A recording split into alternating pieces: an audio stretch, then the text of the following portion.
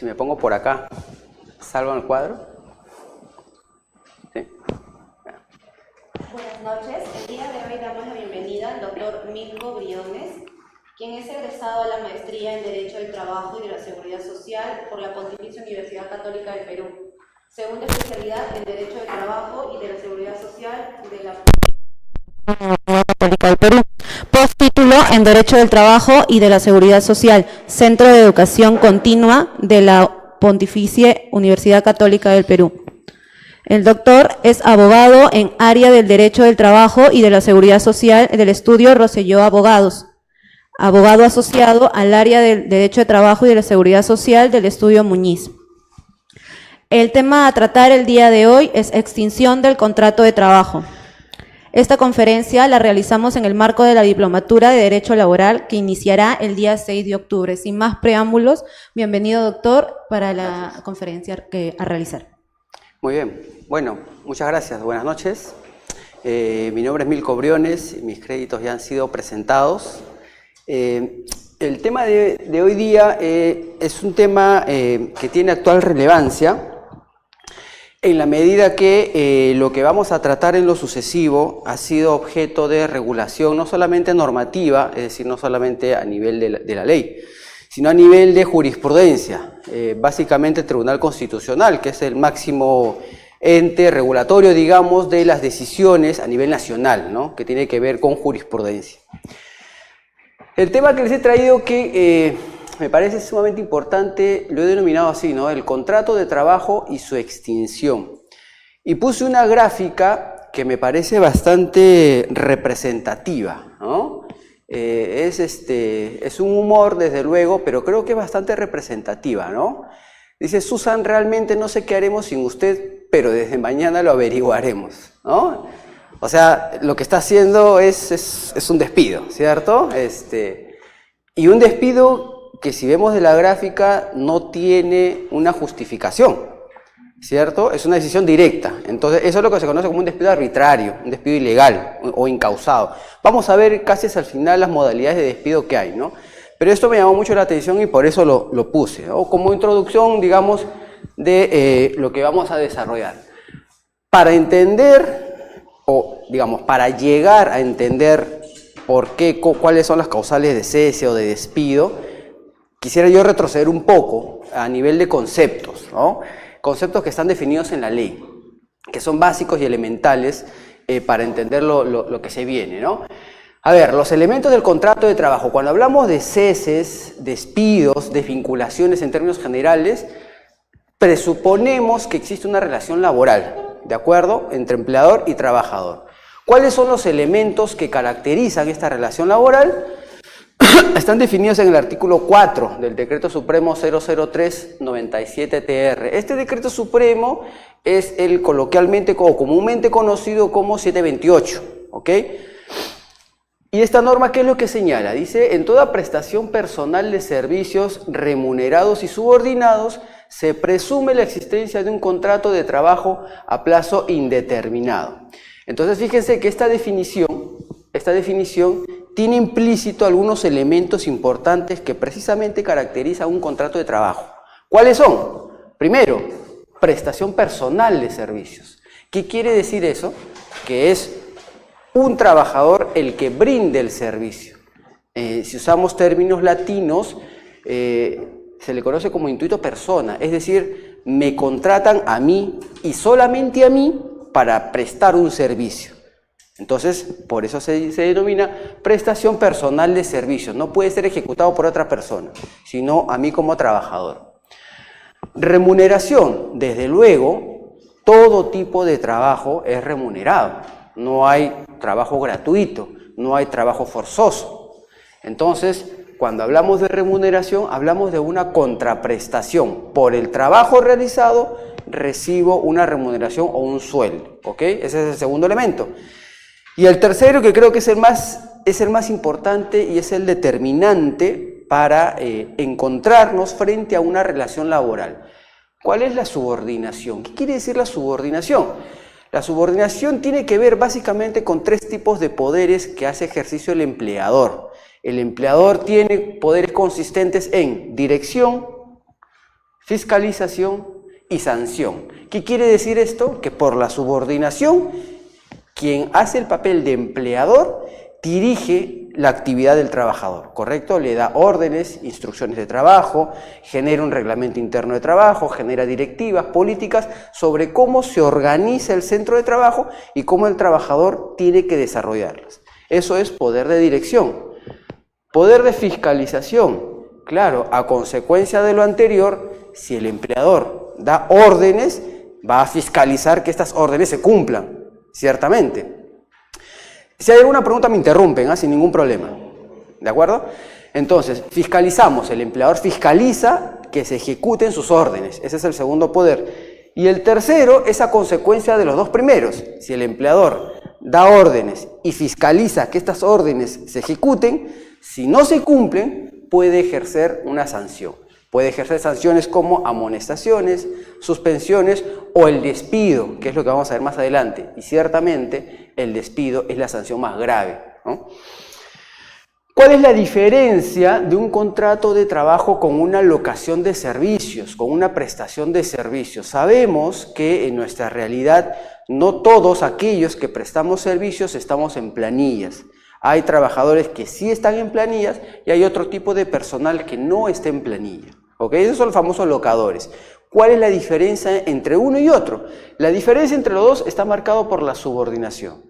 Tanto en un contrato de trabajo como en una locación de servicios existen o coexisten estos dos elementos. Hay una prestación personal y hay el pago de una contraprestación. En estricto, en la locación no se le llama remuneración, se le llama contraprestación remunerativa. Sin embargo, la diferencia está acá. En un locador de servicios no hay subordinación. Por ejemplo, yo que me dedico a la actividad legal, yo no tengo un jefe. Entonces, yo hago prestación personal de servicios, sí. Recibo una retribución, una contraprestación. Claro, a quien yo le doy mi servicio, me paga una retribución. Sin embargo, yo no soy subordinado. Respecto de mí, no ejercen subordinación. Por lo tanto, lógicamente, yo no seré un trabajador en los términos que habla la ley. Yo seré un locador de servicios. Esa es la diferencia entre uno y otro. ¿Y cómo diferenciamos en la práctica, cómo diferenciamos o cómo encontramos estos tres elementos para diferenciar entre un trabajador y un locador de servicios con un principio que el derecho laboral lo ha denominado principio de primacía de la realidad? ¿Qué quiere decir? A partir de este principio va a primar, va a tener más importancia lo que sucede en los hechos concretos, lo que se verifique en la realidad respecto de lo que consta en los documentos. ¿Qué digo con esto? A ver, si ponemos un ejemplo, si un empleador contrata a una persona vía locación de servicios, ¿ok? No va a estar en planilla, sino como locación de servicios. Es decir, no habría subordinación, ¿ok? Y en el documento le hace un contrato de locación de servicios y dice, ¿no? El personal no estará sometido a ninguna directiva, no estará sometido a reglamentos, no estará sometido a órdenes ni nada por el estilo. Eso dice el documento. Sin embargo, en la práctica, en la realidad, cuando se ejecutan los servicios, este empleador más bien le da órdenes, lo fiscaliza, le hace marcar tarjeta, le envía memorándum, lo suspende, empieza a ejercer una serie de elementos que denotan subordinación. Entonces, frente a ese conflicto entre lo que decía el documento, que no iba a haber subordinación, frente a lo que sucede en la realidad, este principio indica que va a primar, va a interesar lo que se encuentra en la realidad. Por lo tanto, en nuestro ejemplo, esta persona contratada como locador de servicios, en realidad no lo era, o no lo es un trabajador, ¿no? Y tendría derecho a todos los beneficios que la ley establece a todos los trabajadores. Perdón. Dicho esto, cuando la relación laboral se lleva a cabo, se desempeña, hay una serie de elementos y circunstancias que ocurren en esta. Digamos que la relación laboral se lleva a cabo con normalidad. Sin embargo, vamos a encontrar posibilidades o escenarios para que esta relación laboral se extinga, desaparezca. No solamente por despido, sino por otras varias razones que brevemente voy a mencionar. Primero, ¿cuáles son las posibilidades de extinguir la relación laboral? Por voluntad unilateral del trabajador. ¿Cuál es la más conocida? La renuncia, ¿no? La renuncia es un acto exclusivo del trabajador, es un acto unilateral del trabajador y voluntario desde luego.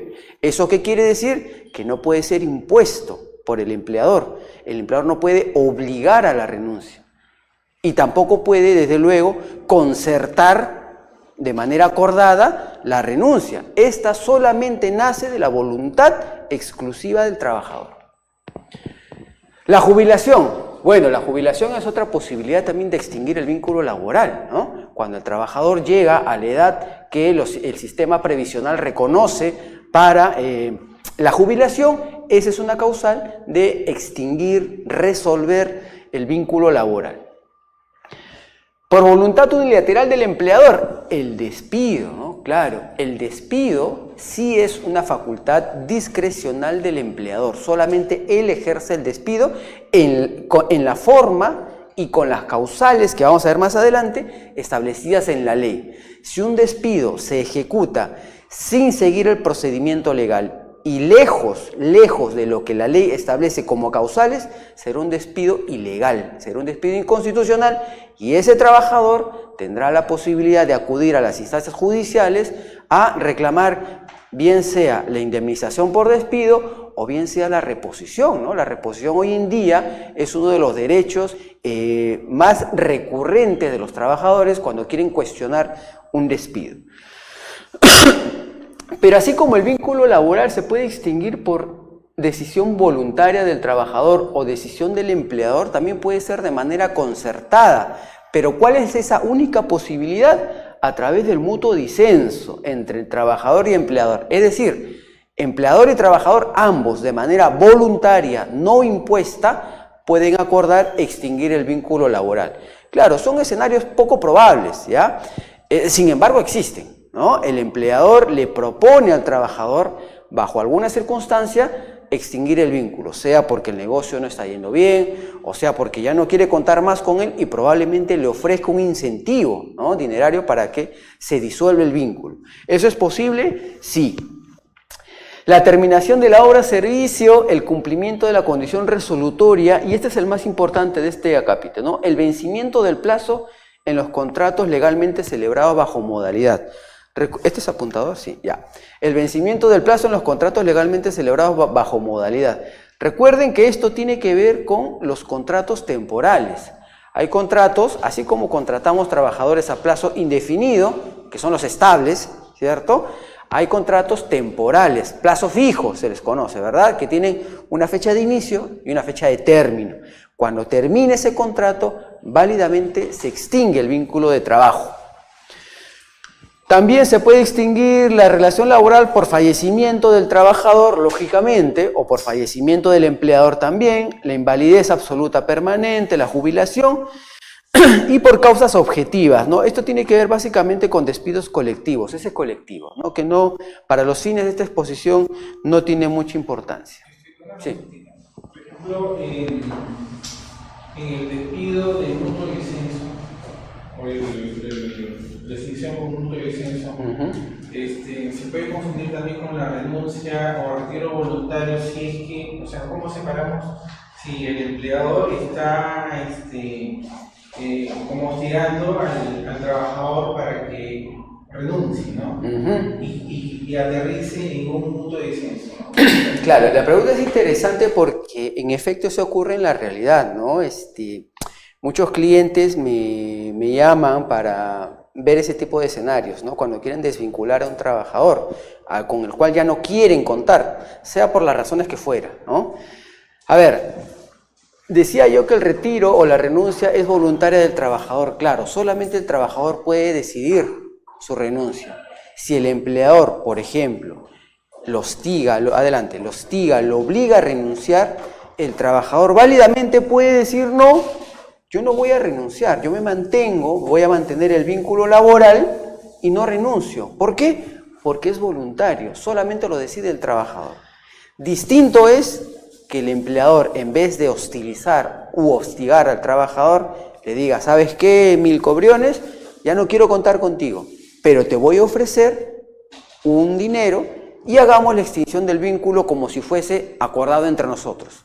Nos pondremos de acuerdo, ¿no? De repente cifras más, cifras menos, nos ponemos de acuerdo y arribamos al mutuo disenso. Es decir, acordamos ambos, pero siempre de manera pacífica y voluntaria. Esa es la diferencia entre uno y otro. Claro, puede ser un poco sutil la diferencia, pero en la práctica así se ejecuta. La renuncia solamente es del trabajador, sea la circunstancia que sea. E inclusive con un incentivo económico, el trabajador también puede renunciar, sí, puede hacerlo. O de lo contrario, desde la perspectiva del empleador, lo más sano, lo recomendable es el mutuo acuerdo. Es decir, que el empleador acredite que ambas partes nos pusimos de acuerdo para extinguir el vínculo. ¿Y por qué esto es importante? Porque en los últimos tiempos ha habido casos de trabajadores que en una negociación con el empleador para la desvinculación ha grabado las conversaciones. Hoy está de moda pues grabar conversaciones, ¿verdad? Y hemos visto en las noticias todo lo que ha pasado. Entonces el trabajador graba una conversación con su empleador y de repente el empleador incurre en actos de hostilidad, que es precisamente lo que tú dices. Una cosa es que el empleador hostilice al trabajador para que renuncie y otra cosa es que el empleador proponga al trabajador la desvinculación amigable vía el mutuo disenso. Si es una propuesta amigable para el mutuo disenso, es válido. Si es una conducta hostilizadora para que el trabajador renuncie y este renuncia, eso es inválido. ¿Por qué? Porque la renuncia no ha sido voluntaria, pues. La renuncia ha sido impuesta a partir de un acto hostilizatorio. Y si esto se graba en una conversación, como haya habido casos en el Poder Judicial, esa grabación se presenta al juez y el juez va a ver que la renuncia de este trabajador no ha sido voluntaria, ha sido producto de la presión ejercida por el empleador. Por lo tanto, a ese trabajador le correspondería o bien la indemnización que establece la ley o bien la reposición en el empleo, ¿no? Fíjense que la sanción es bastante grave, ¿no? Para el empleador en caso incurra en este tipo de conductas hostilizatorias. Bueno, ya había adelantado un poco el tema de la renuncia, ¿no? La renuncia o retiro voluntario debe darse, el trabajador debe dar aviso escrito con 30 días de anticipación, claro, es lo que se conoce como el preaviso. El trabajador, si quiere desvincularse de manera voluntaria, tiene que preavisar con 30 días de anticipación a su empleador para que razonablemente pueda el empleador buscar el reemplazo como corresponde.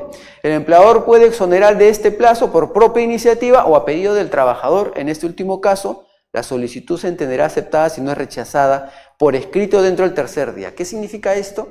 Que cuando el trabajador le dice a su empleador, voy a renunciar y te aviso que de aquí a 30 días esa renuncia se va a hacer efectiva, el empleador puede decir, ok, acepto tu renuncia, pero te voy a exonerar de ese plazo.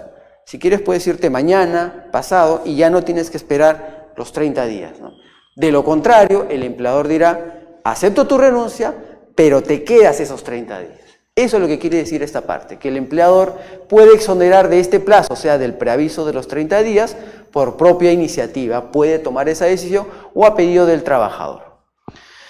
La negativa del empleador a exonerar del plazo de preaviso de renuncia de estos 30 días previos obliga al trabajador a laborar hasta el cumplimiento del plazo. Claro, el trabajador hoy día presenta su renuncia y le dice al empleador, señor empleador, quiero irme de aquí a una semana. El empleador puede decirle no, por mandato legal, tu preaviso tiene que ser con 30 días, por lo tanto, desde hoy hasta 30 días tú sigues laborando y recién al día 31 puedes irte. Y el trabajador queda obligado a trabajar esos 30 días. Sin embargo, ¿qué pasa en la práctica? El trabajador al día siguiente se va, pues. Eso pasa mucho en la práctica. ¿Qué se hace? ¿Qué se puede hacer? En verdad, no hay poderes coercitivos del empleador para obligar al trabajador a que cumpla esos 30 días. No lo hay. Es decir, el empleador no puede llamar a la policía a decirle que lo capture para que venga a que continúe laborando. No se puede hacer eso. ¿no? Desde luego que hay una falta de compromiso y de ética profesional del trabajador, ¿no? Porque debería quedarse esos 30 días. Pero en la práctica se van al día siguiente, ¿no? o a los 2 días, dejan el trabajo abandonado, no le permiten al empleador la posibilidad de encontrar el reemplazo, ¿no? Y eso genera perjuicios, ¿no? Y eso es bien grave porque inclusive, y esto ocurre solamente con cargos gerenciales, ¿no?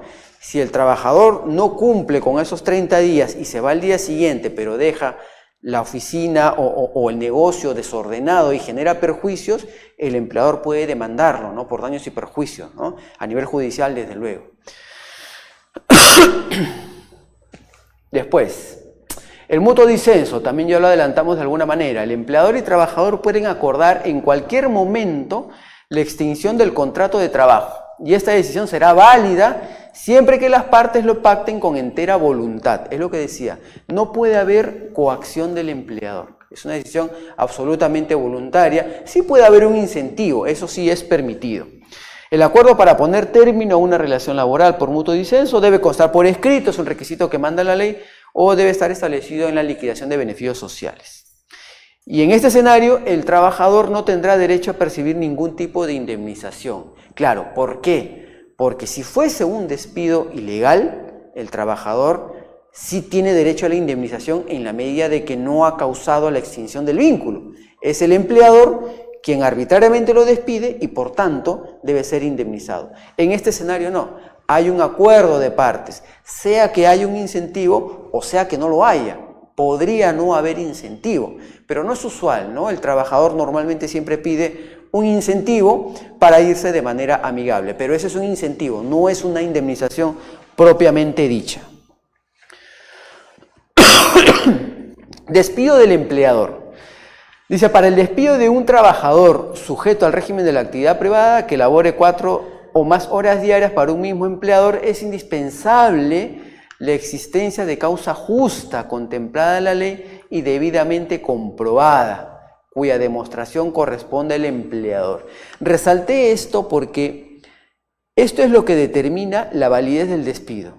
Cualquier despido ejecutado por el empleador para que sea válido, para que sea legal y no sea cuestionado, tiene que basarse en una causa justa, que ahora la vamos a ver.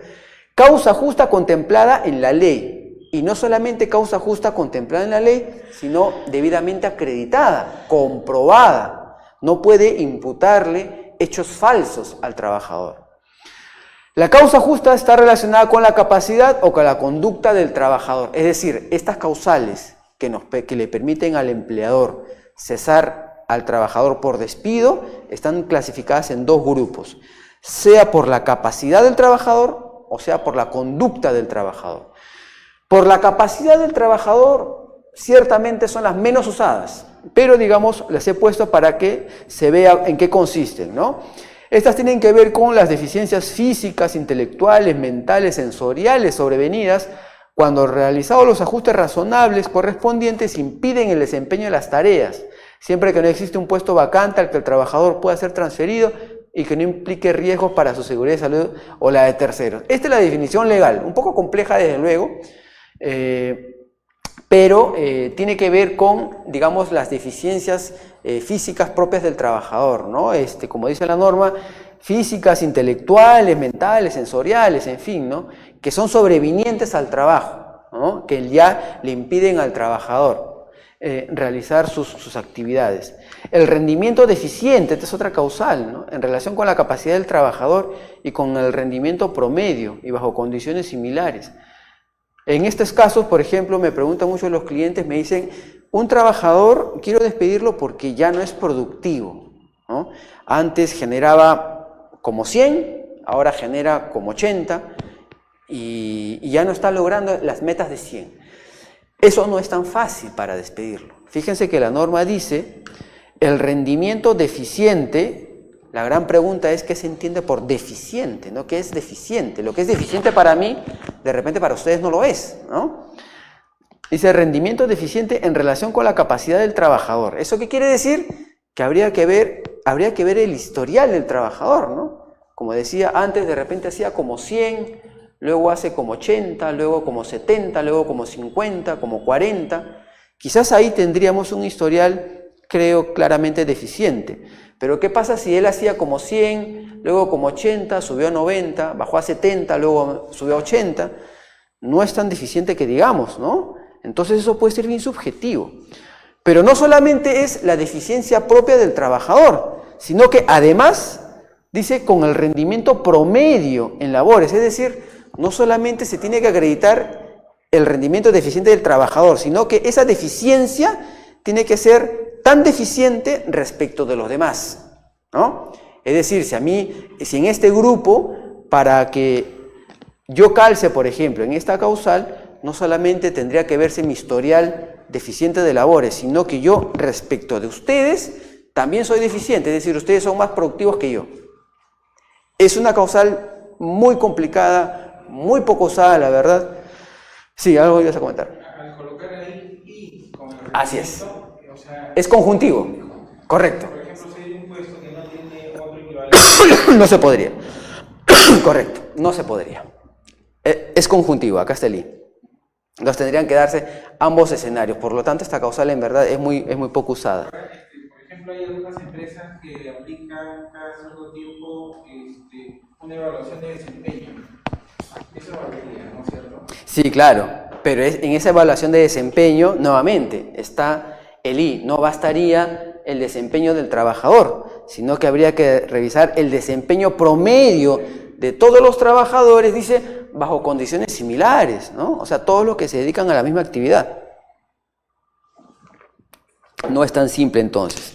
Y la tercera, también es poco usada, se ha presentado en algunas oportunidades, pero es poco usada, ¿no? Porque tiene que ver con la negativa del trabajador al sometimiento de exámenes, ¿no? Dice la negativa injustificada del trabajador a someterse a examen médico previamente convenido establecido por ley, ¿no? Pero fíjese que dice la negativa injustificada. Entonces podría haber negativa justificada.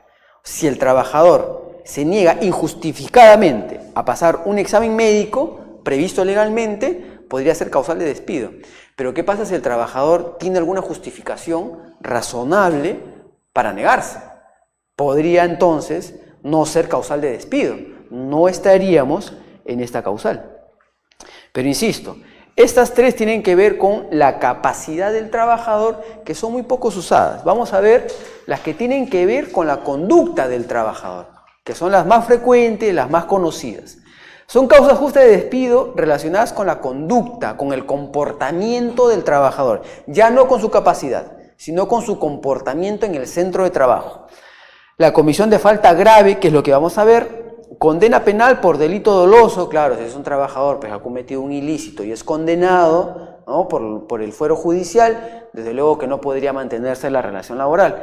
La inhabilitación del trabajador, impuesta por autoridad judicial administrativa, ¿no? Por ejemplo, el chofer al que se le quita el brevete, ¿no? Alguien que se desempeña como chofer en una empresa de transportes y por alguna razón le cancelan el brevete, desde luego que no podría, pues, mantenerse la relación laboral. TEPSA, Moviltours, por ejemplo, no podrían mantener a un trabajador al que se le ha suspendido el brevete, lógicamente, ¿no? Pero la más importante es la primera, comisión de falta grave. ¿Por qué? Porque esa tiene una serie de escenarios, que vamos a ver ahora, que tipifican como causales de despido. Falta grave, ¿no? ¿Qué es la falta grave? Es la infracción por el trabajador, dice, de los deberes esenciales que emanan del contrato, de tal índole que haga irrazonable la subsistencia de la relación laboral. ¿Qué quiere decir? Que para que se configure una causa grave, para que justifique el despido, este hecho tiene que tener tal gravedad, de tal naturaleza, que el empleador ya no quiera continuar con este trabajador. Dicho de otra manera, no puede ser cualquier falta, no puede ser una falta menor. Si es una falta menor, ameritará una amonestación escrita, a lo más una suspensión, pero no podría justificar un despido. Todo aquello que justifique un despido tiene que ser de tal naturaleza, de tal gravedad, que dice acá, que haga irrazonable la subsistencia de la relación laboral. Es decir, ya no puedo continuar con este trabajador por esta razón, que para mí, desde el punto de vista empresarial, es tan grave que no se puede mantener el vínculo de trabajo. ¿Cuáles son estas? ¿Cuáles son estas causales de falta grave? El incumplimiento de las obligaciones de trabajo que supone el quebrantamiento de la buena fe laboral, la reiterada resistencia a las órdenes relacionadas con las labores, la reiterada paralización intempestiva de labores y la inobservancia del reglamento interno de trabajo o del reglamento de seguridad o higiene industrial que revista gravedad. Aquí hay varias conductas en que incurriría el trabajador, ¿no? La más usada, por cierto, es la primera. El incumplimiento de las obligaciones de trabajo que supone el quebrantamiento de la buena fe laboral. Fíjense que no es, como decía hace un instante, no es cualquier tipo de inconducta. Es el incumplimiento de obligaciones que supone el quebrantamiento de la buena fe laboral. Es decir, tiene que ser un acto irregular tan grave que quebranta, quiebra, rompe la confianza del empleador. Un caso típico puede ser un trabajador pues, que se apropia de bienes del empleador, que no cumple determinados procedimientos del empleador y que genera un perjuicio, ¿no? Cada caso particular que se presente en la realidad hay que analizarlo de manera tal que encaje en los supuestos que establece la norma. Insisto, de esta causal, que son varias en verdad, la que más se usa es la primera, ¿no? Incumplimiento de obligaciones que supone el quebrantamiento de la buena fe laboral. Acá hay más. La disminución deliberada y reiterada en el rendimiento de las labores o del volumen o de la calidad de producción verificada fehacientemente, ¿no? Disminución deliberada, es decir, disminución intencional. Tiene que haber una intencionalidad del trabajador, una actitud dolosa, un comportamiento doloso, es decir, que actúe con dolo. Pero no solamente eso, dice reiterada, es decir, no basta una vez, por lo menos debería ser 2 veces. Ya cuando es 2 veces ya hay reiterancia, ¿cierto? Entonces tiene que haber una disminución deliberada, es decir, con conciencia, con convicción de lo que está haciendo, y reiterada en el rendimiento de las labores. Esta es muy usada. La apropiación consumada o frustrada de bienes o servicios del empleador o que se encuentran bajo su custodia, así como la retención o utilización indebida de los mismos en beneficio propio de terceros con prescindencia de su valor. A ver, vamos a desagregar un poco esto, ¿no? La apropiación consumada o frustrada de bienes o servicios del empleador, es decir, si el trabajador se apropia de bienes o servicios del empleador, sea que esa apropiación, que es ilegítima desde luego porque no son de él, no son del trabajador, sea que esa apropiación se consuma, es decir, se llegue plenamente a realizar, o quede frustrada, es decir, la tentativa podría quedar solamente en intención del trabajador de apropiarse, es decir, si yo quisiera apropiarme de esta carpeta y me quedo en la tentativa de hacerlo y mi empleador me detecta, o que simplemente me apropie de esto y me lo lleve y luego el empleador también me detecta. Entonces hay una apropiación, como dice la norma, consumada o frustrada de bienes o servicios del empleador, o que se encuentran bajo su custodia, ¿no? Si el empleador, le da al trabajador a que custodie un bien, que lo guarde, que lo conserve, y el trabajador más bien se lo apropia, ¿no? Dispone de ese bien. Esa es una conducta que puede configurar una causal de despido. Así como la retención, utilización indebida de los mismos, ¿no? Eso, por ejemplo, se presenta mucho en las personas que manejan dinero, cuando se les hace los arqueos, ¿no? Hay la famosa ruleta. Muchos trabajadores que manejan dinero ruletean el dinero, ¿cierto? Cogen, vuelven a meter, vuelven a coger, vuelven a meter y van ruleteando, ¿verdad? Eso, por ejemplo, configura acá. Dice utilización indebida, ¿no? Por ejemplo, en un banco, ¿no? Un cajero que utilice el dinero de esa manera, haga la ruleta, esa es una utilización indebida, ¿verdad? Y eso puede configurar una falta grave de despido. Eso sí, creo que amerita un despido, ¿no? Si un trabajador se apropia de dinero que no es suyo, ¿no?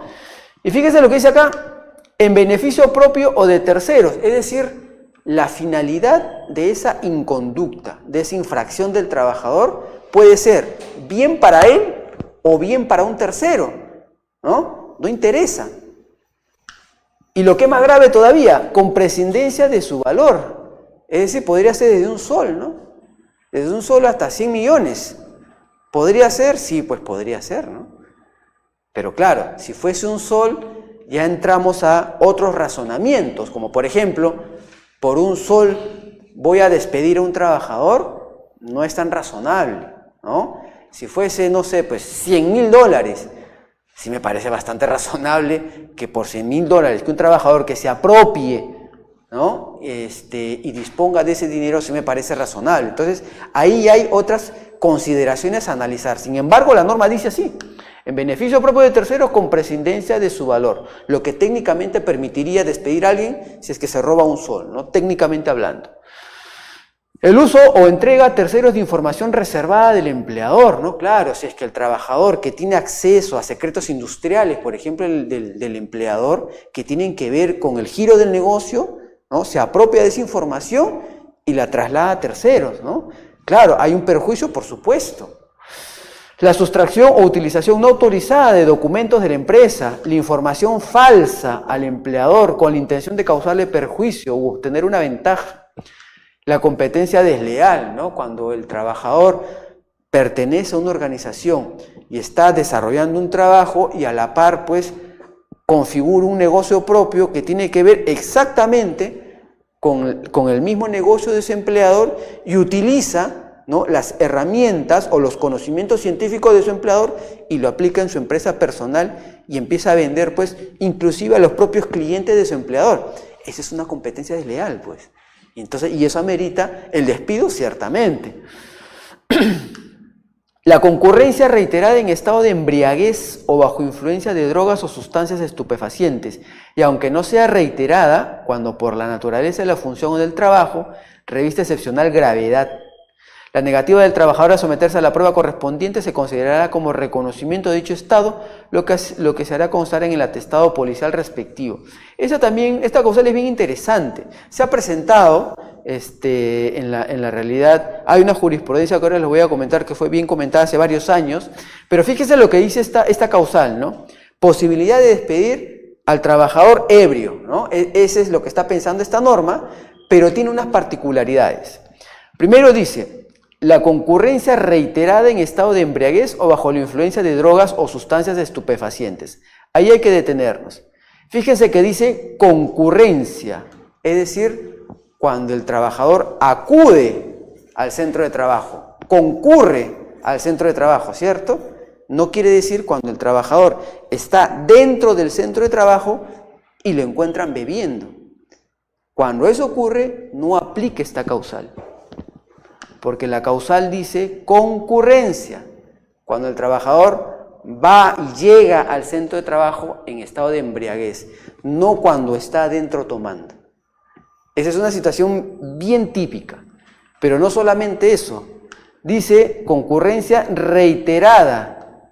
Entonces, no basta con que sea una sola concurrencia, tendría que ser por lo menos 2 veces, ¿no? Entonces, a la primera que el trabajador concurre ebrio o drogado al centro de trabajo, el empleador puede impedirle el ingreso, sí. Puede amonestarlo, sí, o hasta suspenderlo, diría yo, ¿no? Pero no puede despedirlo. ¿Por qué? Porque es la primera vez. La norma dice reiterada. Entonces, tendría que esperar a una segunda vez, ¿no?, que eso ocurra. O bajo influencia de drogas o sustancias estupefacientes. Y aunque no sea reiterada, es decir, podría ser una sola vez, cuando por la naturaleza de la función o del trabajo revista excepcional gravedad. Por ejemplo, ¿qué pasa si el vigilante de la empresa va a trabajar ebrio? Lógicamente, como el vigilante, cuya función es vigilar, que nadie robe, quién entra, quién sale, ¿cómo podría realizar su labor de vigilar si está en estado de ebriedad o bajo sustancia de drogas ilegales, ciertamente, ¿no? Entonces, ahí sí se aplicaría esta excepción, ¿no? Aunque no sea reiterada, es decir, una sola vez, pero por la naturaleza de la función reviste excepcional gravedad. Para el vigilante sí, para el chofer de la empresa, ¿no?, que tiene que salir a manejar y hacer los encargos, podrían despedirlo si es que por primera vez va ebrio a trabajar, sí. Lo que no ocurriría, por ejemplo, con el asistente administrativo, ¿no?, con el jefe de contabilidad, que va a la oficina, claro, tiene que sentarse, ¿no? Su trabajo ciertamente es importante, pero no reviste gravedad lo que hace, o sea, o no tiene implicancias graves lo que haga en el centro de trabajo, a diferencia del vigilante o a diferencia del chofer, ¿no? Entonces, esta causal hay que entenderla en esa magnitud. Y lo último dice, la negativa del trabajador a someterse a la prueba correspondiente, es decir, la prueba de sangre, no la prueba de alcoholemia. La prueba de alcoholemia, por cierto, no es una prueba legal, es una prueba que simplemente la policía lo utiliza para detectar el aliento alcohólico, no necesariamente detecta el alcohol en la sangre, ¿no? Eso es lo que hace el alcoholímetro.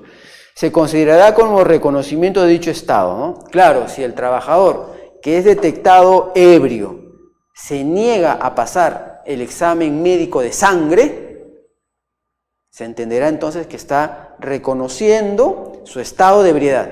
¿Y esto por qué es importante? Les voy a comentar rápidamente un caso que se dio hace varios años en la municipalidad de Chorrillos.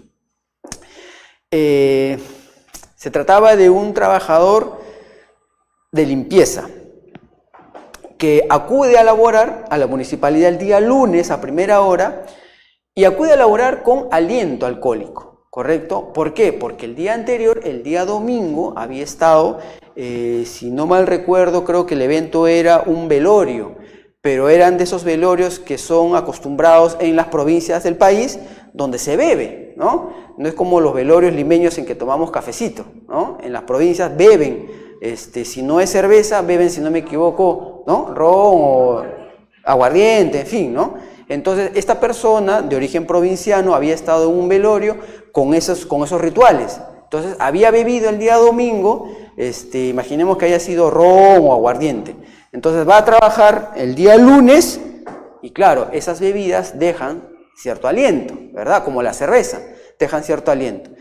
Va a trabajar y la señorita de recepción nota pues que tiene percibe el aliento de esta persona, ¿no? Los ojos rojos, en fin, ¿no? Y a este trabajador lo que hacen es decirle, tú estás ebrio. Entonces, por aplicación de la norma, ¿no? Mal aplicada, por cierto, mal aplicada, por aplicación de la norma, te vamos a despedir. Y lo despiden de manera directa, ¿no? Y este trabajador judicializó su tema, judicializó su despido. Y llegó al Tribunal Constitucional. ¿Qué dijo el Tribunal Constitucional? Que había sido mal aplicada esta causal. No solamente porque no era concurrencia reiterada, o sea, no había reiterancia, era la primera vez, sino fundamentalmente porque lo que había pasado es que a esta persona se le detectó el aliento nada más, lo que no quiere decir que necesariamente en la sangre haya restos de alcohol, ¿no? Es como la cerveza igual también deja cierto aliento alcohólico, sí. Sí, claro. Ya. La pregunta dice, ¿qué pasa si un trabajador no firma contrato, pero 2 meses antes le dieron vacaciones y durante esos 2 meses no le hicieron firmar contrato y lo despidieron y de ahí lo volvieron a contratar? ¿Puede ese trabajador a pasar estable por aquellos 2 meses laborales donde no le dieron contrato para firmar? Y esos 2 meses que laboró y no firmó contrato, ¿tiene que hacer una demanda para que le paguen esos 2 meses que no le pagaron, además del tiempo que trabajó en la empresa? Ya, sí, es correcto, ¿no? Cuando el empleador contrata trabajadores, tiene 2 posibilidades. O lo contrata a plazo indefinido, es decir, como estable, o lo contrata de manera temporal. Cuando lo contrata de manera indefinido o estable, no es necesario formalizar un documento por escrito. Se entiende que el trabajador ingresa a laborar y simplemente trabaja y el empleador tiene que reconocerlo en planillas. Por el contrario, si lo va a contratar de manera temporal, es decir, a plazo fijo, sí tiene que hacerle un contrato por escrito. Si no lo hace, se entiende lo primero, es decir, que es estable. En el caso que ha sido consultado, entiendo que ingresó 2 meses previo, luego salió y luego lo recontrataron. Esos 2 meses anteriores son los que determinan que la relación laboral ya se inició y tiene vigencia en adelante. ¿Y cómo se inicia? A plazo indeterminado. ¿Por qué? Porque eso es lo que presume la norma. La norma presume que cuando no hacemos contrato por escrito y contratamos de manera directa, entonces es a plazo indeterminado. ¿Qué tendría que hacer esta persona? Desde luego tendría que judicializarlo. Previamente podría ir a Sunafil. A Sunafil exponer la situación para que Sunafil, a través de una visita inspectiva, acuda al centro de trabajo y formalice o intente formalizar la contratación de esta persona como estable y el pago de los beneficios sociales. Si a nivel de Sunafil no logra los resultados esperados, tiene la posibilidad de acudir a la vía judicial. Ok, ¿qué más causales? Los actos causales de faltas graves, ¿no?, que justifican el despido. Actos de violencia, ¿no?, grave indisciplina, injuria, faltamiento de palabra, verbal o escrita en agravio del empleador, sus representantes, personal jerárquico de otros trabajadores, sea que se cometan dentro del centro de trabajo o fuera de él cuando los hechos se deriven directamente de la relación laboral. Fíjense, actos de violencia, grave indisciplina, injuria y faltamiento de palabra verbal o escrita en agravio del empleador.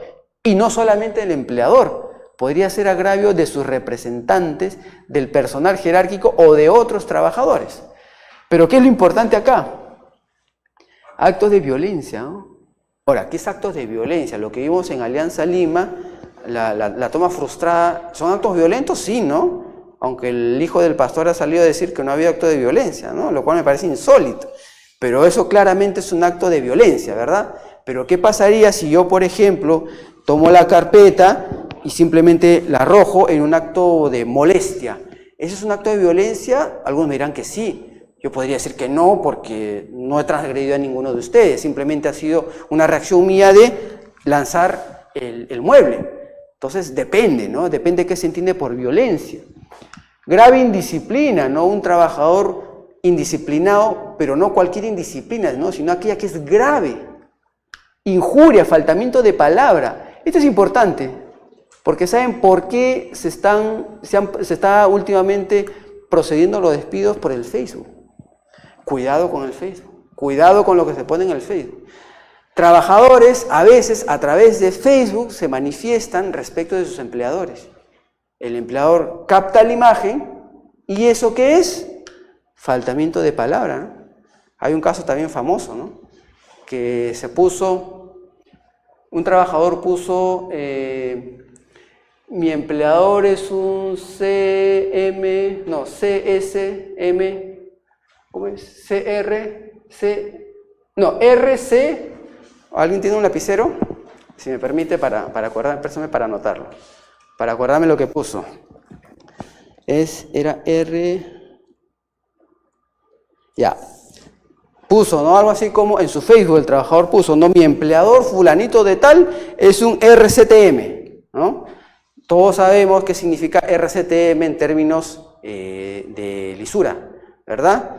Pero él dijo que era rico caramelo y TM era tomado no sé qué, ¿no?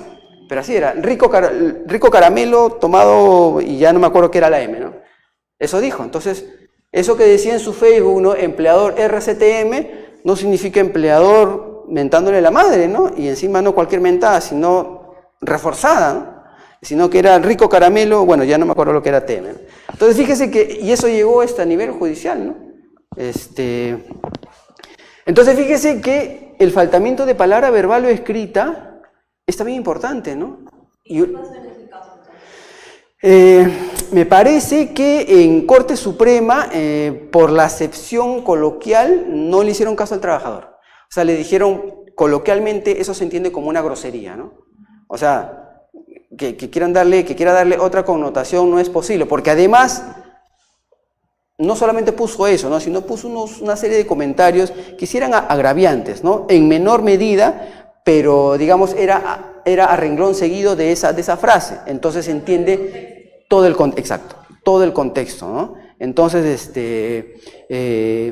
eso determina el faltamiento de palabra verbal o escrita, ¿no? Entonces, insisto, cuidado con el Facebook, cuidado con lo que ponemos en el Facebook, porque el empleador puede capturar la imagen y eso puede significar una causal de despido, sí. Ya. Si el trabajador terminó el periodo de prueba y continúa elaborando, ¿hay que ponerlo en planilla? Todo trabajador desde que inicia sus labores tiene que estar en planilla. El periodo de prueba lo único que hace es permitirle al empleador evaluar si es que es un trabajador productivo, si es que se ajusta a las necesidades de la empresa, si es que le conviene al empleador tenerlo o no tenerlo. Pero desde el primer día de cualquier trabajador que inicie sus labores, tiene que estar en planilla. El periodo de prueba es mal entendido en el sentido de que no lo pongo en planilla, lo pruebo y si me supera esta prueba, recién lo pongo en planilla. Eso es incorrecto. Eso es incorrecto. El periodo de prueba implica que el trabajador tiene que estar en planilla. ¿Cuál es la ventaja del periodo de prueba? Que si dentro de esos 3 meses del periodo de prueba el trabajador no es productivo, al empleador no le convence su productividad, entonces puede despedirlo de manera directa sin incurrir en ninguna de estas causales. De manera directa lo puede despedir. ¿Por qué? Porque está precisamente en periodo de prueba, ¿no? En caso de serenos y policías municipales, ¿bajo qué régimen laboral se les contrata y de solicitar la desnaturalización del contrato, ellos deben acreditar haber ingresado por concurso? Sí, de hecho los policías y serenazgo, tienen un régimen especial. Si no me equivoco, el régimen CAS. Y claro, ha habido algunos pronunciamientos sobre la desnaturalización de los contratos de estos servidores, ¿no? Porque en el camino de la contratación a veces el empleador o bien incurre en actos irregulares que desnaturalizan per se la relación laboral o se les contrata de manera indebida. Pero hay algunos pronunciamientos ya de Corte Suprema sobre cómo debe formalizarse la contratación de este personal que tiene un régimen legal especial, ¿no? Distinto al régimen que estamos conversando, pero solamente para fines de contratación. Solo para fines de contratación. Si se les aplica todo lo que tiene que ver con posibilidad de despido, pago de beneficios sociales, ¿no? Tienen un pago especial inclusive, ¿no? Hay una regulación especial al respecto, pero siempre tiene que estar enmarcado en lo que manda la ley especial de este régimen. ¿Qué más? El daño intencional, dice, causal de falta grave, ¿no? El daño intencional a los edificios, instalaciones, obras, maquinarias, instrumentos, documentación, materias primas y demás bienes de propiedad del empleador, ¿no? Daño intencional, es decir, no es cualquier daño, no es el daño involuntario. Es el daño que tiene intención del trabajador. El abandono de trabajo, ¿no? Que es el más utilizado también, ¿no? Cuando el trabajador no va a laborar. Pero la norma dice el abandono de trabajo por más de 3 días consecutivos. ¿Qué quiere decir esto? Que no basta con que el trabajador falte 3 días. ¿Por qué? Porque la norma dice más de 3 días consecutivos. Más de 3 es 4, por lo menos. Entonces, por lo menos, insisto, el trabajador debería inasistir, no ir a trabajar 4 días consecutivos por lo menos, para que se configure esta causal. Ausencias injustificadas por más de 5 días en un periodo de 30. Claro, ahí hablamos de ya no de consecutividad, ya no hablamos de días consecutivos, sino de lapsos de tiempo. 5 en un periodo de 30 o 15 en un periodo de 180 calendario. Hayan sido o no sancionadas disciplinariamente en cada caso. La impuntualidad reiterada, ¿no? Llegar tarde, si ha sido acusada por el empleador, siempre que se haya aplicado sanciones disciplinarias previas, de amonestaciones escritas y suspensiones. Entonces la impuntualidad, el llegar tarde al centro de trabajo, también es causal de despido, en la medida que sea reiterada, ¿no? Hay casos en los que el trabajador llega tarde, lo amonesto primera vez, vuelve a llegar tarde, lo amonesto segunda vez, vuelve a llegar tarde, lo suspendo por 1 día, otra vez tardanza, por 2 días, por 3 días, despido. ¿Es posible? Sí es posible, ¿no? Pero así, de manera gradual. El hostigamiento sexual, ¿no? Cometido por los representantes del empleador o quien ejerza autoridad sobre el trabajador, así como el cometido por un trabajador, cualquiera sea la ubicación de la víctima del hostigamiento de la estructura jerárquica del centro de trabajo, ¿no? Ciertamente el hostigamiento sexual es una conducta prohibida, ¿no? Moralmente prohibida, pero legalmente también. Entonces, podría esto configurarse a un trabajador que hostiga, normalmente se da del hombre hacia la mujer, pero podría suceder lo contrario también, ¿no? De la mujer hacia el hombre. Lo más típico es del hombre hacia la mujer. Si se encuentra este tipo de escenarios, también va a ser causal de despido en los términos que establece la ley. Procedimiento de despido. Hasta acá, hasta lo anterior, hemos visto ya todas las posibilidades de despido, ¿no? Todos los hechos que la norma tipifica, todos los hechos que la norma tipifica, ¿no? Para poder despedir: incumplimiento de obligaciones, disminución, apropiación consumada, información, estado de embriaguez, en fin. ¿Cuál es el procedimiento legal de despido? El empleador no podrá despedir por causa relacionada con la conducta o la capacidad al trabajador sin antes otorgarle por escrito un plazo razonable no menor de 6 días para que pueda defenderse por escrito de los cargos que se formulen, salvo aquellos de falta grave flagrante en que no resulte razonable la posibilidad.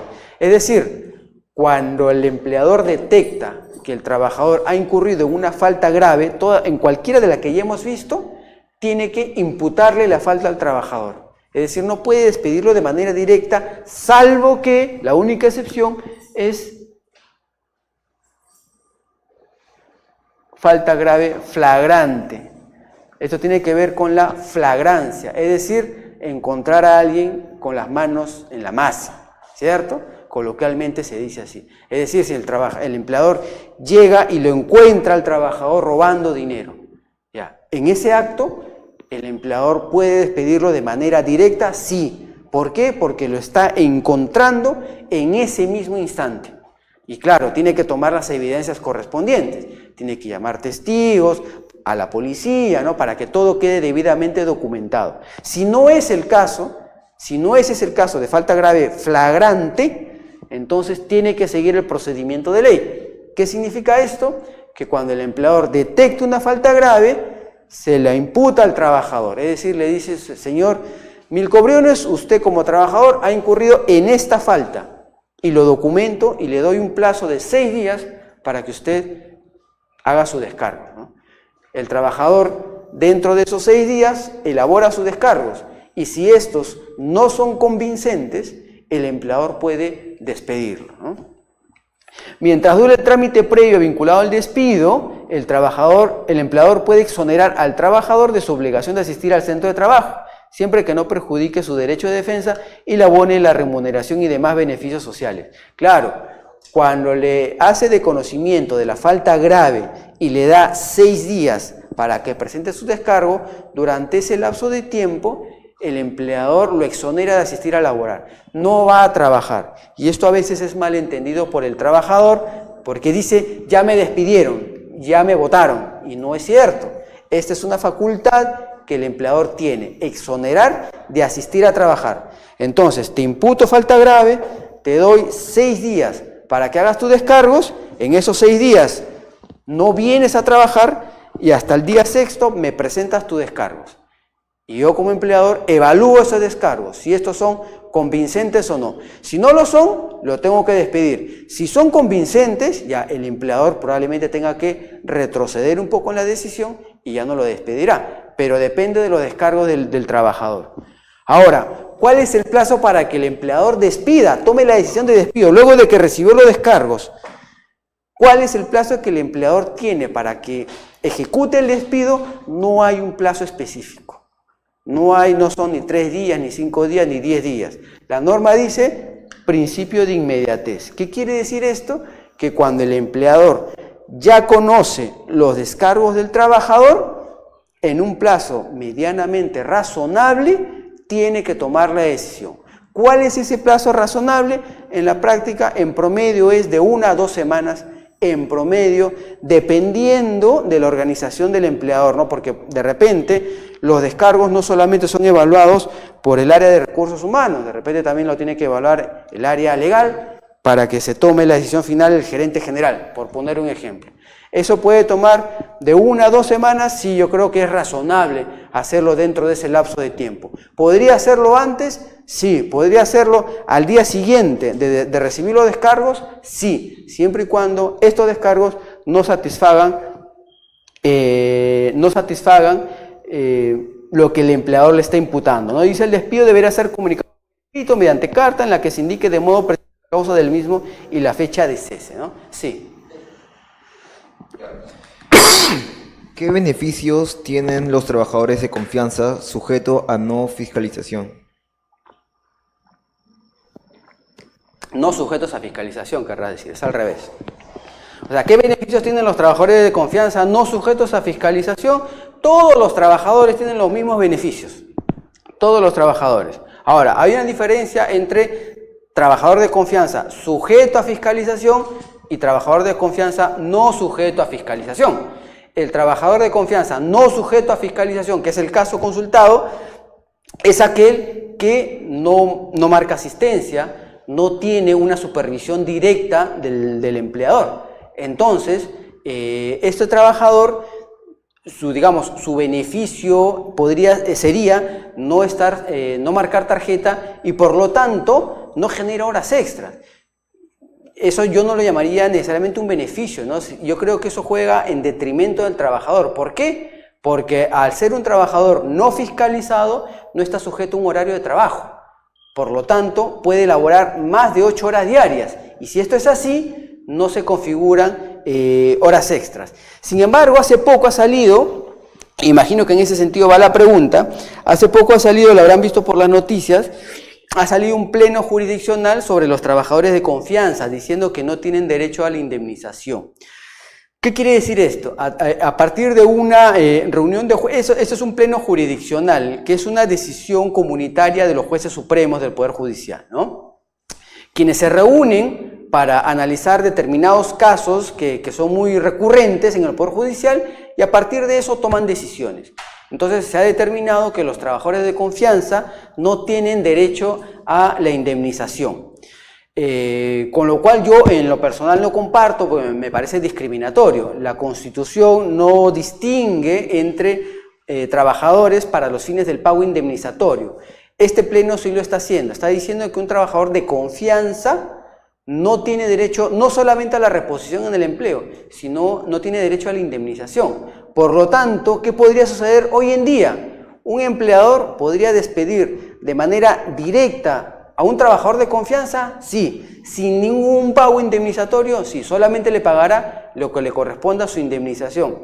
A diferencia del tratamiento anterior, que decía que el trabajador de confianza, si bien es cierto, no puede ser repuesto en el empleo en caso de despido, porque claro, ya se rompió la confianza, ciertamente, pero sí tiene derecho al pago indemnizatorio que la ley señala, ¿no? Esa es la diferencia hoy en día, con lo cual en lo personal no comparto, me parece que es inconstitucional y que creo que va a generar varios problemas en lo sucesivo, porque no solamente tiene implicancias laborales, ¿no? También va a haber implicancias tributarias, ¿no? Pero bueno, ¿había otra pregunta? Sí, la siguiente pregunta es, si un trabajador lo despiden por término de contrato, pero él no sabía cuándo es su último día de contrato, porque no le dieron un contrato antes. Ya, eso tiene que ver con lo que comentamos hace unos minutos, ¿no? Cuando un trabajador ingresa a laborar sin contrato formalizado por escrito, se entiende que es un trabajador a plazo estable. No puede ser un trabajador contratado de manera temporal. Entonces, si el trabajador inicia sus labores, pero no tiene un contrato firmado por escrito, no puede haber lógicamente, no puede haber una fecha de término, conocida al menos, ¿no? Toda relación laboral tiene inicio y finalización, pero en el caso de los trabajadores estables, los que son indeterminados, se conoce la fecha de inicio, pero no se conoce la fecha de término. A diferencia del contratado de manera temporal, el plazo fijo, se conoce la fecha de inicio y también se conoce la fecha de término. En el caso que se está consultando, si empezó a laborar sin contrato, entonces es un trabajador indeterminado, es un estable, que tiene fecha de inicio, pero no se conoce la fecha de término. Por lo tanto, es ilegal despedirlo diciéndole que se ha vencido su contrato cuando éste no ha sido formalizado por escrito. Una consulta que me quedó ahí con respecto a los trabajadores de confianza. Hay trabajadores que han ingresado sin ser de confianza y después han ascendido, de confianza. ¿No? ¿Esa disposición aplica para ellos? No, Esta disposición también mantiene, digamos, de alguna manera la diferencia que ya se había hecho algunos años a través de un pronunciamiento de la Corte Suprema. Hay trabajadores de confianza puros, es decir, aquel que cuando ingresa a trabajar directamente se le contrata como trabajador de confianza. Por ejemplo, el gerente financiero, ¿no? Una empresa necesita el gerente financiero y contrata al señor Milko Briones, serás gerente financiero. Es trabajador de confianza desde el inicio. Este trabajador que es de confianza puro no tendrá la reposición en el empleo ni tampoco tendrá la indemnización que comenté. Distinto es el caso del trabajador que ingresa en un puesto ordinario, por ejemplo, o común, por ejemplo, asistente, ¿no? Asistente, luego pasa a ser asistente senior, luego pasa a ser jefe, luego pasa a ser supervisor y luego llega a la gerencia, ¿no? Hace toda una línea de carrera, digamos. Ya. Este se le llama mixto, ese trabajador de confianza mixto. ¿Por qué? Porque inicia de manera ordinaria, pero luego llega a ser un trabajador de confianza. Ya. Este no le alcanza lo que acabo de comentar. Este trabajador tiene derecho a ser repuesto en caso de despido. Si fuese despedido, tiene derecho o a ser repuesto a su cargo anterior, el inmediato anterior, que no era de confianza, o al pago indemnizatorio, ¿no? Esta diferencia no viene desde ahora, ya viene desde hace algunos años, perdón, hace un año exactamente, hace casi un año, cuando salió una jurisprudencia de Corte Suprema haciendo esta diferencia, ¿no? entre el trabajador de confianza puro y el trabajador de confianza mixto. Este sí tiene derecho a la reposición al puesto ordinario previo, ¿no? No puede ser despedido, salvo que él sí quiera ser despedido, acepta el despido, entonces tiene derecho al cobro de la indemnización correspondiente. A diferencia del primero, que no tiene ni la reposición ni el pago indemnizatorio, es decir, es el más desprotegido, ¿no? ¿Y aquí aplica la retroactividad de la norma esta? No debiera ser para los casos en adelante, sin embargo, si hay procesos que ya están judicializados y van a llegar a la Corte Suprema va a aplicar el criterio que ya tiene expuesto, ¿no? Entonces, la lógica es, ese criterio debiera primar para los casos que empiezan en la fecha hacia adelante, esa es la lógica, pero ya vienen muchos casos en el camino, entonces la Corte Suprema va a aplicar este mismo criterio, ¿no? O sea, va de alguna manera, no es exactamente efectos retroactivos, sino que es, digamos, el efecto puro y directo respecto de un proceso judicial que está llegando en camino, ¿no? Entonces ya se aplica a cualquier tipo de proceso en la actualidad. Sí. Constatando el despido arbitrario, ¿qué tiempo tiene para demandar la indemnización correspondiente? 30 días hábiles. Ya. La norma establece 30 días hábiles en caso un trabajador sea despedido de manera arbitraria para reclamar la indemnización correspondiente, que equivale a 1,5 sueldos por cada año de servicio, ¿no? Con las fracciones que correspondan hasta un tope de 12 sueldos. Tipología del despido. Acá vamos a ver cuáles son los tipos de despido que existen, que están regulados en la norma, ¿no? El despido arbitrario, que es el que acabo de comentar, ¿no? Despido arbitrario regulado en el artículo 34, ¿no? Del Decreto Supremo 003/97-TR. Dice: el despido es arbitrario por no haberse expresado causa o no poderse demostrar en juicio. El trabajador tiene derecho al pago de la indemnización tarifada, que es el sueldo y medio que todos conocemos, ¿no? Es un sueldo y medio por cada año de servicios con un tope de 12 remuneraciones, 12 sueldos. ¿El sueldo es el básico o Esta indemnización comprende la remuneración básica y otros conceptos que sean remunerativos, por ejemplo la asignación familiar. Si es un trabajador que recibe asignación familiar, entra a la base de cómputo. Si es un trabajador que hace horas extras de manera permanente, todos los meses, entra a la base de cómputo, ¿no? tiene bonos permanentes también? Si tienen bonos permanentes también, sí. La base de cálculo se puede ensanchar en la medida que el trabajador perciba varios conceptos de manera permanente. Como única reparación por el daño sufrido, ¿no? Esto ya lo comentamos, ¿no? 1,5 sueldos ordinario mensual por cada año de servicio con un máximo de 12 remuneraciones. Este es el despido arbitrario, y que digamos es el despido ejecutado de manera directa por el empleador. Pero hay una modalidad que se llama despido indirecto, es decir, no es el empleador quien despide al trabajador, sino que es el trabajador que se da por despedido, porque el empleador incurre en determinadas conductas que el trabajador no puede soportar y por lo tanto él mismo se conceda por despedido. Está regulado en el artículo 30 y este despido ocurre cuando ocurren estos supuestos, ¿no? La falta de pago de la remuneración en la oportunidad correspondiente. Claro, si el empleador sistemáticamente no paga el sueldo, pasan 2, 3, 4, 5 meses como que los hay y no le paga al trabajador, el trabajador válidamente puede darse por despedido. Es decir, no puedo continuar con esta relación laboral, este empleador es incumplido, no me paga mi sueldo, me doy por despedido, que es distinto a la renuncia, no está renunciando, se está dando por despedido. ¿Cuál es la ventaja de darse por despedido? Va a tener derecho a la indemnización, ¿no? Esta que acabamos de comentar.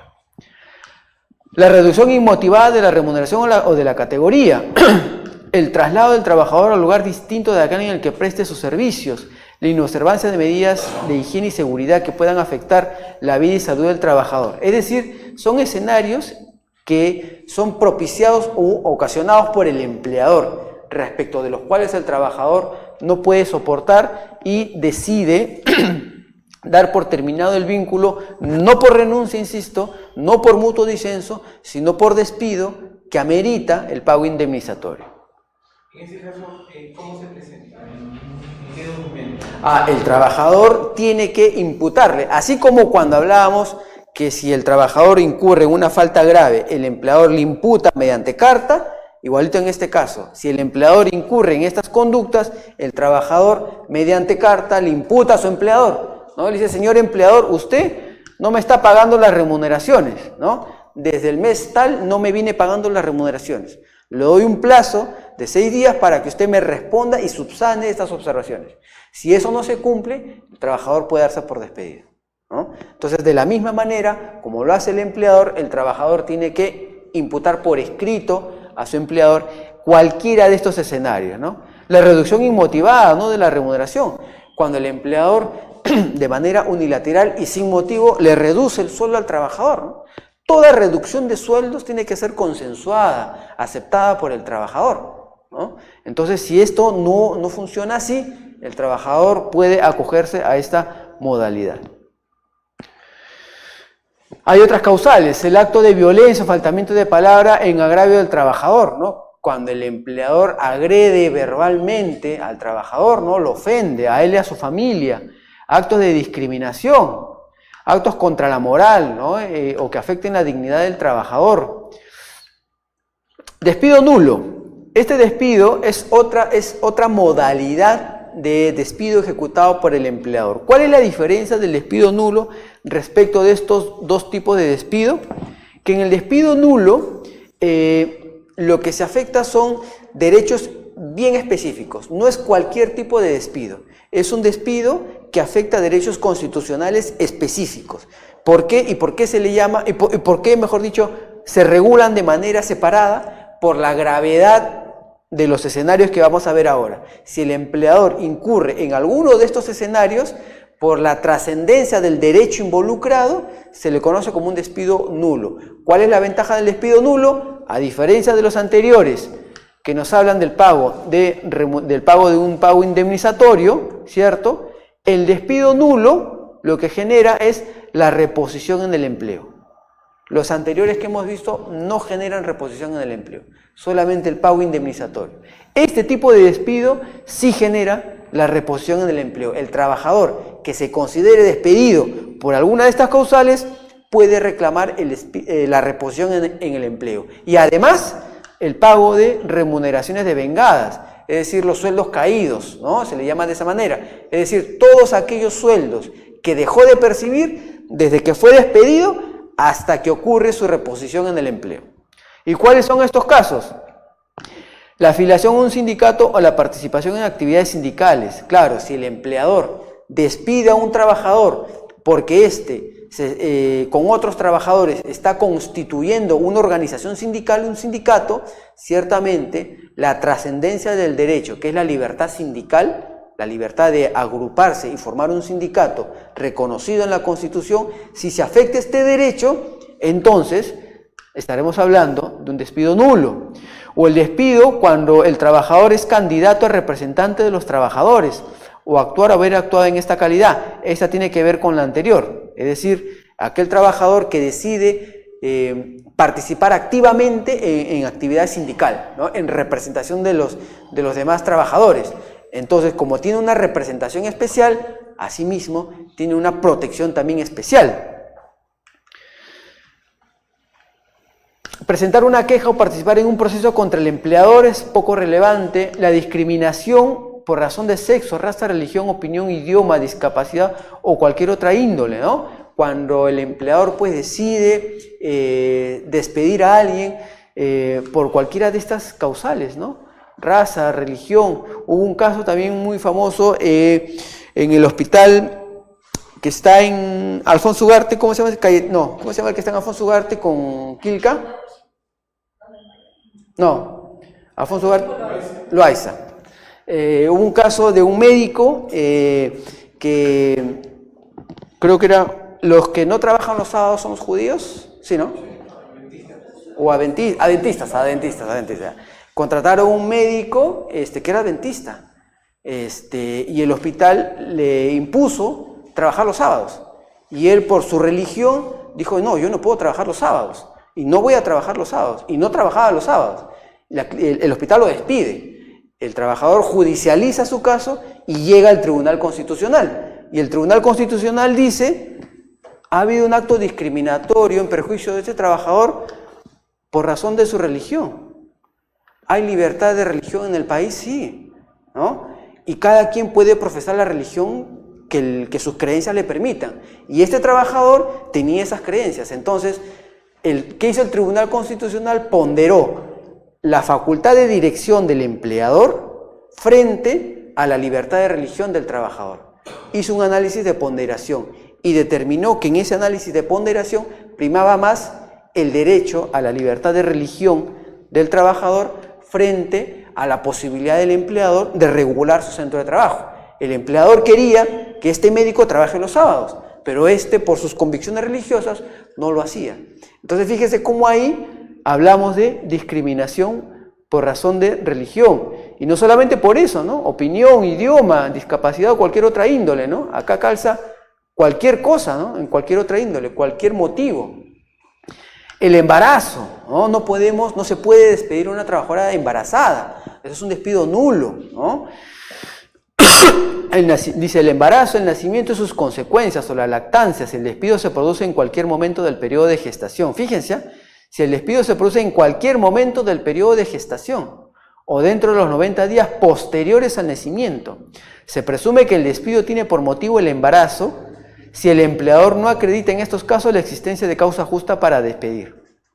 Entonces, ¿qué sucede muchas veces? Que cuando el empleador toma conocimiento de que una trabajadora está embarazada, por razones de productividad, el empleador simplemente decide no contar más con esa trabajadora y la despide, ¿no?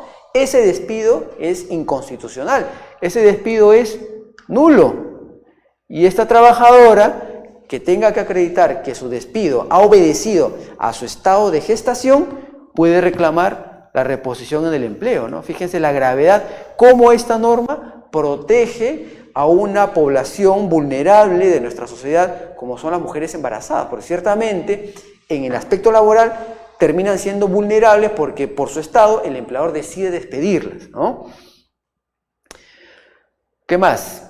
Acá hay unos tipos de despido que aparecieron, que no están en la norma, sino que aparecieron a partir de un caso muy famoso. Es el caso Eusebio Llanos Huasco, es un expediente del Tribunal Constitucional, el 976-2001. El Tribunal Constitucional, en este caso, desarrolló algunas clases de despido especiales, adicionales a lo que acabamos de comentar. ¿Cuáles son? El despido incausado. Se produce cuando se despide al trabajador, ya sea de manera verbal o mediante comunicación escrita, sin expresarle causa alguna derivada de la conducta o la labor que la justifique. Es decir, el empleador simplemente le dice al trabajador, hasta aquí nomás. Lo que veíamos al inicio de estas diapositivas, el gráfico, ¿no? El empleador despide sin ninguna razón al trabajador, sin ninguna justificación, sin ninguna causal, sin ninguna falta grave, lo despide. Eso es un despido incausado, es decir, un despido sin causa. Y por lo tanto, en este tipo de despido procede la reposición en el empleo. No hay pago indemnizatorio en este tipo de despido. La sanción para el empleador y el beneficio para el trabajador es ser readmitido en el empleo. Y el despido fraudulento, que viene ocurriendo hoy en día muy a menudo, se produce cuando se despide al trabajador con ánimo perverso y auspiciado por el engaño, por ende de manera contraria a la verdad y la rectitud de las relaciones laborales, aun cuando se cumple con la imputación de una causal y los cánones procedimentales, como sucede, por ejemplo, cuando se imputa al trabajador hechos notoriamente inexistentes, falsos, imaginarios, se le atribuye una falta no prevista legalmente, se produce la extinción de la relación laboral con vicio de la voluntad o mediante fabricación de pruebas. Este despido, el fraudulento, es el que está hoy en día en más discusión. Hay muchos casos recurrentes sobre despido fraudulento. Vamos a un poco desentrañarlo. O sea, se produce cuando se despide al trabajador con ánimo perverso y auspiciado por el engaño. Es decir, hay un ánimo de causar perjuicio por parte del empleador. El empleador quiere engañar al trabajador bajo determinadas circunstancias para poder despedirlo. Entonces es un despido ilegítimo, ilícito, que no obedece a la verdad, ¿no? De manera contraria a la verdad y la rectitud de las relaciones laborales. ¿Y cuáles son esas posibles causales de despido fraudulento? Dice, como sucede cuando se le imputa al trabajador hechos notoriamente inexistentes, falsos o imaginarios. Es decir, le imputo al trabajador algo que no hizo o algo que no puedo probar, ¿no? Le digo al trabajador, tú me has robado y no tengo forma de probarlo, o le invento alguna causa que no está establecida en la ley. Eso tiene que ver con hechos notoriamente inexistentes, falsos, imaginarios, imputarle al trabajador algo que no hizo.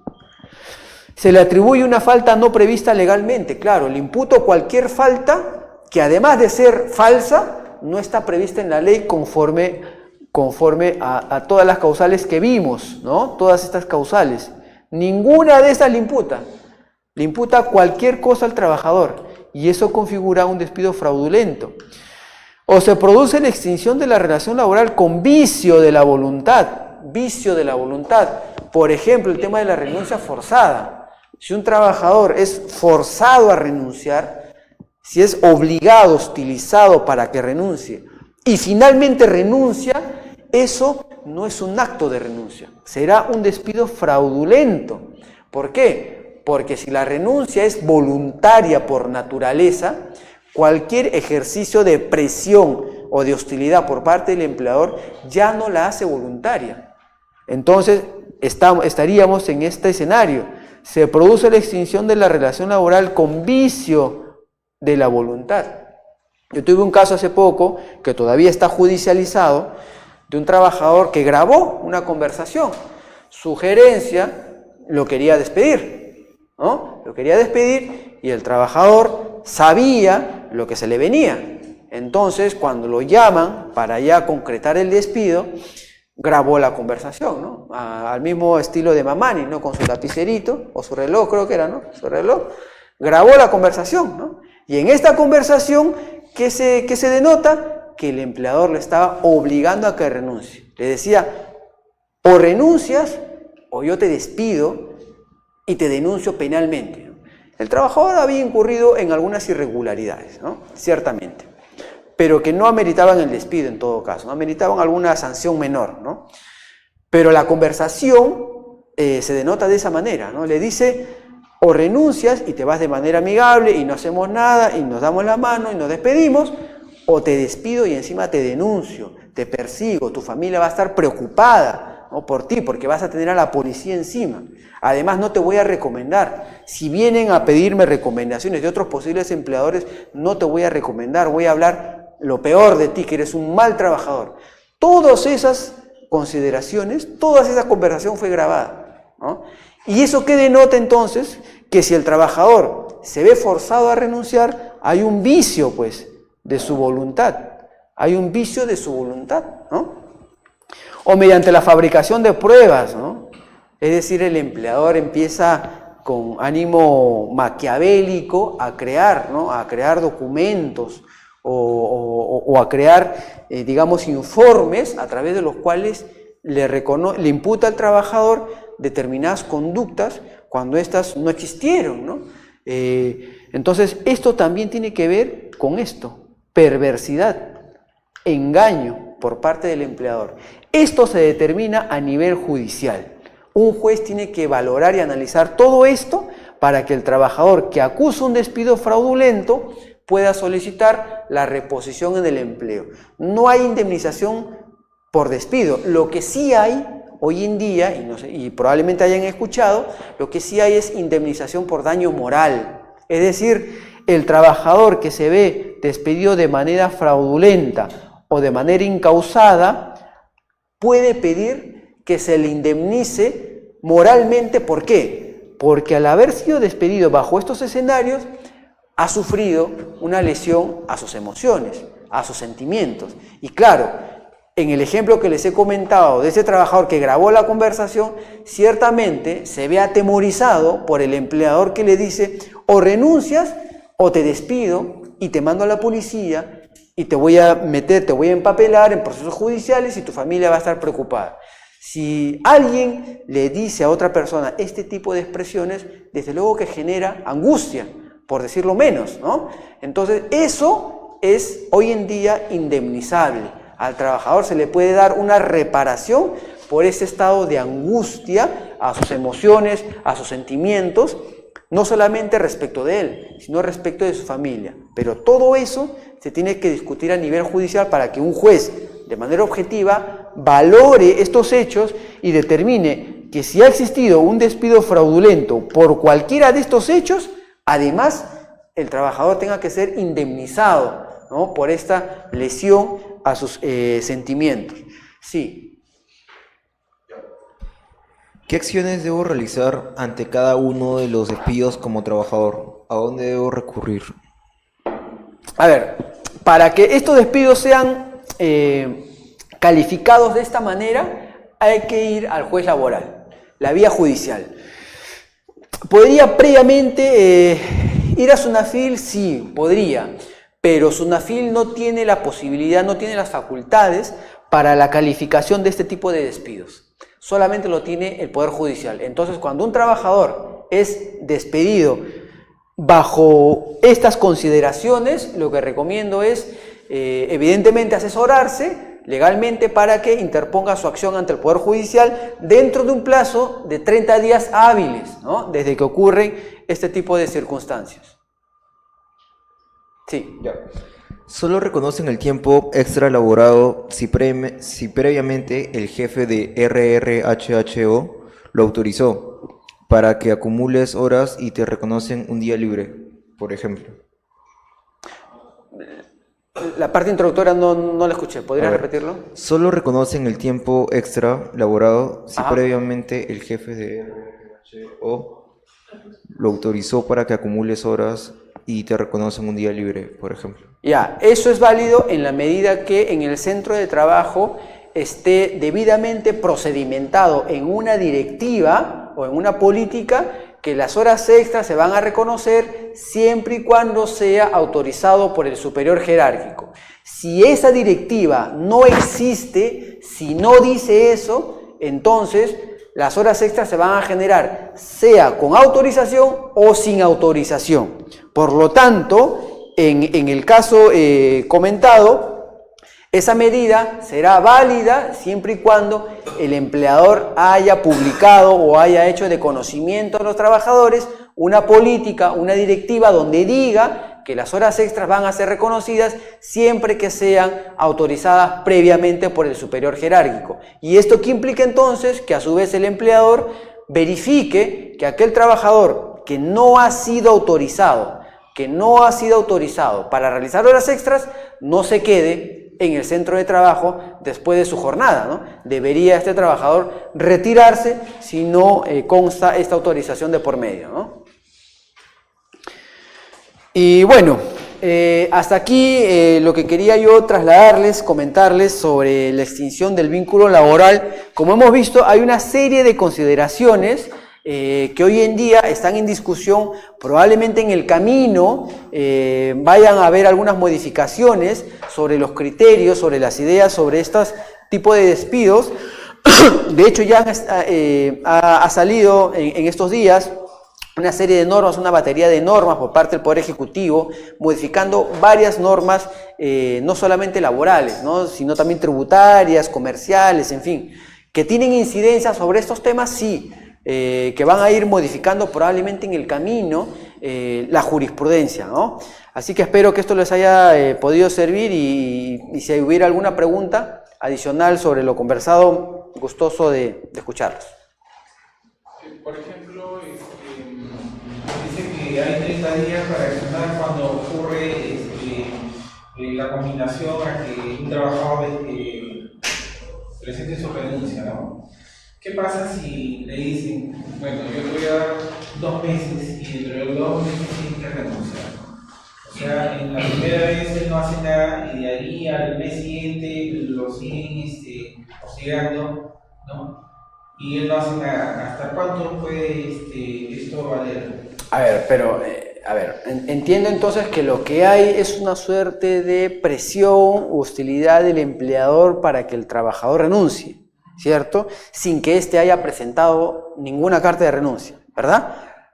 Bueno, lo primero es que ahí hay una conducta ilegal del empleador, hay una conducta ilícita. Todo acto de hostilidad en perjuicio del trabajador está prohibido, ¿no? Y lo segundo, lo que comentamos cuando vimos la parte de renuncia, aun cuando el empleador ejerza comportamientos o actitudes hostilizadoras en perjuicio del trabajador, éste puede mantenerse firme en su decisión y no renunciar, porque ésta solamente nace de la voluntad del propio trabajador. ¿Qué debería hacer el trabajador? Ya, yo creo que si el escenario de hostilidad es bastante fuerte, puede ir a SUNAFIL, ¿no? SUNAFIL ahí sí puede intervenir y, digamos, confrontar a las partes para que el empleador o bien haga sus descargos o el empleador enmiende la conducta que está presentando respecto al trabajador. Pero insisto, cualquier tipo de actitud de hostilización en perjuicio de los derechos de los trabajadores está prohibido, no está permitido. ¿Puede aplicar el despido indirecto? Podría aplicar el despido indirecto en la medida que se presenten cualquiera de las causales. Una de las causales tiene que ver con hostilidad, ¿no? Pero claro, la hostilidad a veces es un poco difícil probarla, ¿no? ¿Cómo pruebo que mi empleador me está obligando a renunciar? Es bien complicado, ¿no? Salvo que exista o un video o un correo, ¿no?, una prueba escrita, ¿no? Si es solamente el ejercicio de una actitud hostilizadora así, de manera verbal, directa, es bien difícil probarlo. El trabajador, claro, seguramente dirá la verdad al momento de acogerse al despido indirecto, pero el tema es la probanza. ¿Cómo lo pruebo?, ¿no? Entonces un juez objetivamente lo que va a hacer es declarar infundada esa demanda, porque no hay prueba, ¿no?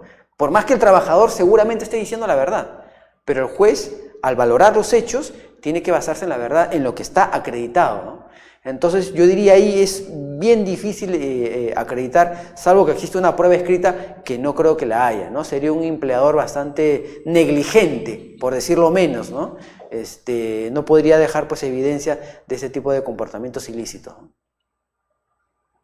Sí. ¿Cuánto tiempo tienen que esperar para que le tomen en planilla? Por ejemplo, si al pasar los 3 meses, ¿no?, que es lo mínimo, a los 4 o 5 meses le siguen sin poner en planilla. Cualquier persona que ingresa a trabajar, bueno, la norma dice dentro de las 48 horas tiene que ingresar a planilla, ¿no? Pero es ya, si quieres tener un plazo sería 48 horas. Pero lo lógico, lo natural es que cualquier persona que ingresa a trabajar de manera dependiente, como subordinado de un empleador, tienen que entrar a planilla desde el primer día que presta servicios. Y eso, el empleador a su vez tiene que definir si lo va a contratar de manera estable, indefinido o de manera temporal, ¿no? Entonces, o bien le hace un contrato temporal o simplemente lo ingresa a planillas y trabaja. Y en ambos casos se aplica el periodo de prueba. en ambos casos, por un máximo de 3 meses, si es que hablamos de trabajadores comunes, ordinarios, ¿no? El periodo de prueba se puede extender hasta 6 meses y hasta 1 año inclusive, pero para cargos distintos, ¿no? Para personal de dirección, por ejemplo, ¿no? Para los gerentes, el personal de confianza y de dirección, el plazo del periodo de prueba es de hasta 1 año, ¿no? ¿Pero por qué? Por la trascendencia del cargo, ¿no? Ahí sí es distinto, diferente a un trabajador común cuyo plazo solamente es de 3 meses, ¿no? En buena cuenta, un trabajador común podría tener mejor protección respecto de un trabajador de confianza, ¿no? Que sí requiere un plazo de periodo de prueba mayor inclusive, ¿no? Pero es desde el primer día que un trabajador presta servicios, lo que recomiendo es incorporarlo en planilla y definir qué tipo de contrato le va a hacer. O bien sea estable, o bien sea de manera temporal, ¿no? Y en caso de, por ejemplo, que no le pongan en planilla, ¿dónde tiene que acudir o qué tiene que hacer? Sí, igual, SUNAFIL. Siempre SUNAFIL es la autoridad que verifica el cumplimiento de obligaciones laborales por parte del empleador. Si no está en planilla, lo que tiene que hacer es hacer la denuncia correspondiente y pedir una visita de SUNAFIL para que SUNAFIL determine, primero, constate los hechos, que no esté en planilla, y segundo, determine que la modalidad de contratación de esta persona es a plazo indefinido. ¿Qué le puede jugar en contra al trabajador? Que digamos ya se gana de alguna manera el disgusto del empleador, ¿no? Porque si contrato a alguien y a los días nomás me traes a SUNAFIL, desde la perspectiva del empleador, ya no va a ser un trabajador bien visto, ¿no? Lo va a mirar como un trabajador conflictivo. Entonces es probable que dentro del periodo de prueba lo despida, ¿no? Entonces puede ser un arma de doble filo, lamentablemente. Sin embargo, si nos regimos de manera estricta por lo que marca la ley, debiera estar en planilla desde el primer momento. Y si no ocurre eso, debiera acudir a la autoridad de trabajo, SUNAFIL, para que se hagan las correcciones como corresponden, ¿no? ¿Sí? Bueno, muy bien. Muchas gracias. Muy bien, gracias.